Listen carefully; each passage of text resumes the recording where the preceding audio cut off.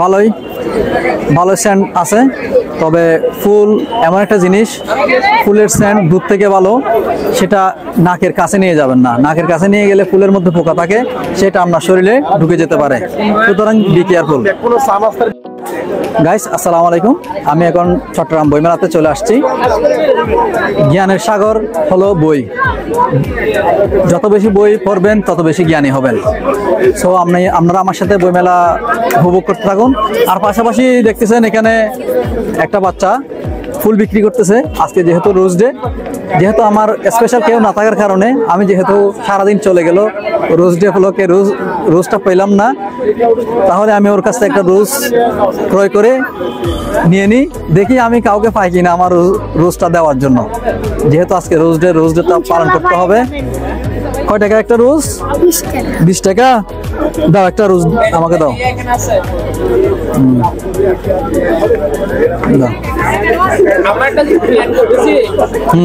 একটা রোজ নিয়ে নিলাম, দেখি এই রোজ ডে উপলক্ষে আমি এই রোজটা কাউকে দিতে পারি কিনা, খুঁজে দেখি।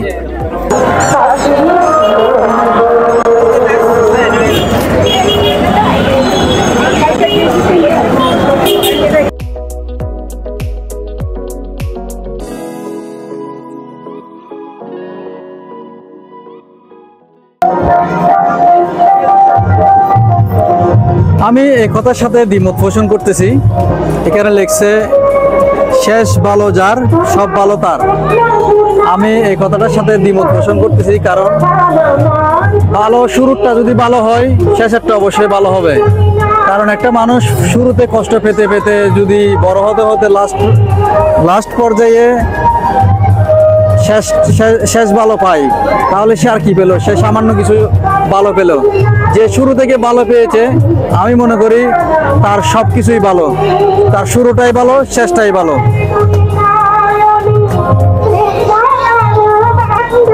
বইমেলায় একটা বই আসছে, সহজ ভাষায় এই যুগের মার্কেটিং। আপনারা যারা মার্কেটিং এ দুর্বল, মার্কেটিং করে আপনাদের প্রোডাক্ট সেল করতে পারতেছেন না, সহজ ভাষায় বোঝাতে পারতেছেন না, তাদের জন্য এই বইটা অনেক ইফেক্টিভ একটা বই হবে। আপনারা চট্টগ্রাম বইমেলায় এসে বইটা সংগ্রহ করতে পারেন। তাহলে আপনি যদি মার্কেটিং এক্সপার্ট হয়ে যান, সেক্ষেত্রে আপনার প্রোডাক্ট সেল হবে এবং আপনি দ্রুত গেইন করতে পারবেন। এই মার্কেটিং বইটা পাওয়া যাচ্ছে, এই বইটা পাওয়া যাচ্ছে চট্টগ্রাম বইমেলায়।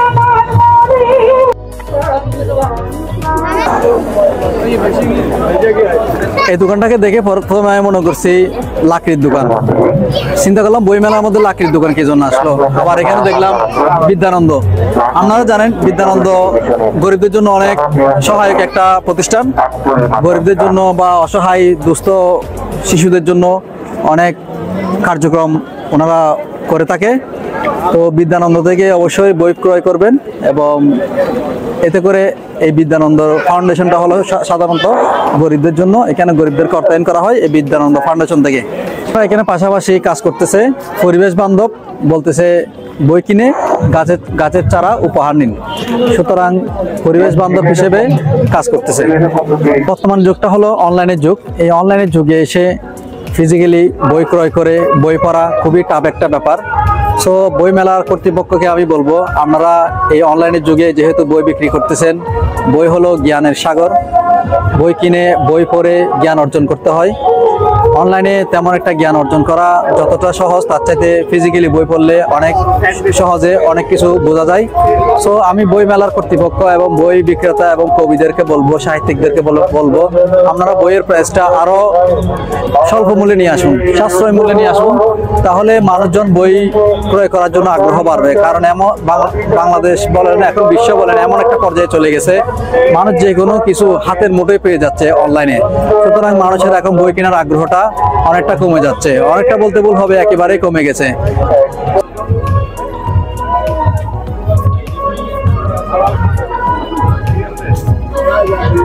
আপনারা ইতিমধ্যে জানেন বা আগে থেকেও জানেন, আই লাভ ইউ এটাই বাস্তব।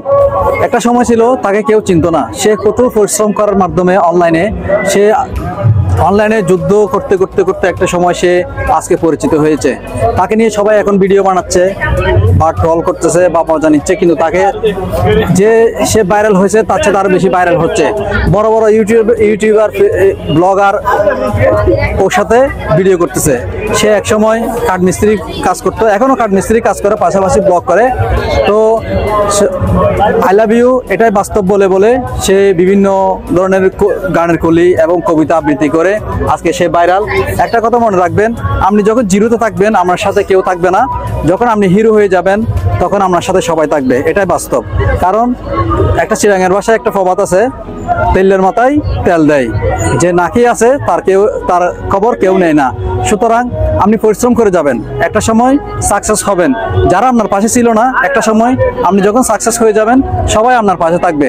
সুতরাং আমি ওকে অ্যাপ্রিশিয়েট করি, কারণ সে পরিশ্রমের মাধ্যমে সে আজকে জনপ্রিয়তা অর্জন করছে এবং দেশবাসীর কাছে আই লাভ ইউ এটাই বাস্তব হয়েছে। হা হা হা, এটাই বাস্তব। আসসালামু আলাইকুম ভাইয়া, কেমন আছেন? ওয়ালাইকুম আসসালাম। আছি আলহামদুলিল্লাহ, কেমন আছেন? আছি আলহামদুলিল্লাহ।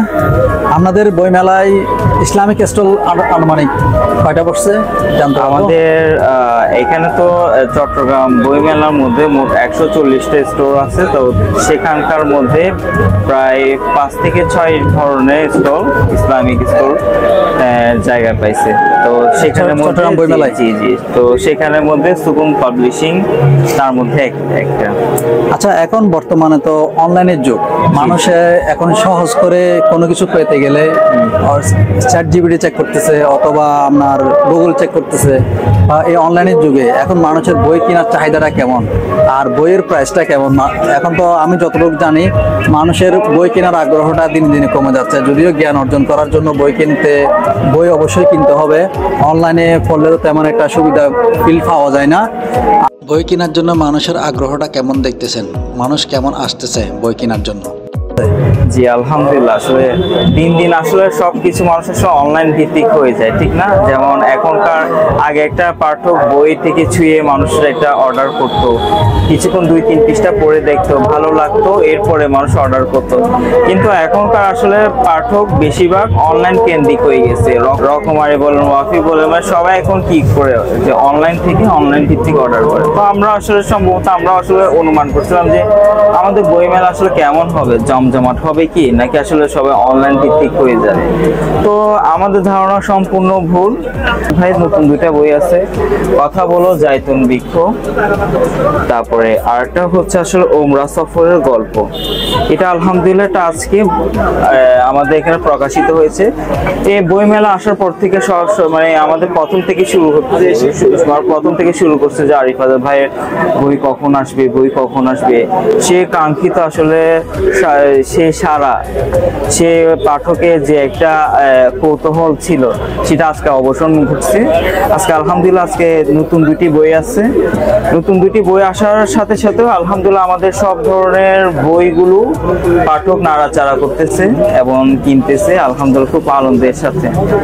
কিছু পাঠক আছে যে প্রতিদিন আমাদের থেকে বই সংগ্রহ করে। তো সব মিলে আলহামদুলিল্লাহ খুব ভালো একটা সাড়া পাওয়া যাচ্ছে। আমাদের জন্য দোয়া করবেন, সুকুম পাবলিশিং এর জন্য দোয়া করবেন। আসসালামু আলাইকুম। আমার সাথে কথা বলে ভালো লাগলো। আসলে মেলার উদ্দেশ্য হলো বিক্রি না, যদিও মেলার উদ্দেশ্য হলো প্রদর্শনী, মানুষকে না জানা তথ্য প্রকাশ করে মানুষকে জানানো। সুতরাং এখানে ওনারা যে 2টা বই দেখিয়েছে আপনাদেরকে, এটা হলো জাস্ট প্রচারের উদ্দেশ্যে বই মেলা বা যে কোনো ধরনের মেলা, যদিও পাশাপাশি সবাই সেল করে। তো আপনারাও আসবেন বই মেলাতে, ইসলামিক বই আছে বা সাহিত্যিক বই আছে, বিভিন্ন ধরনের বই আছে, বই ক্রয় করবেন এবং বিভিন্ন নলেজ এখান থেকে লার্ন করে যাবেন।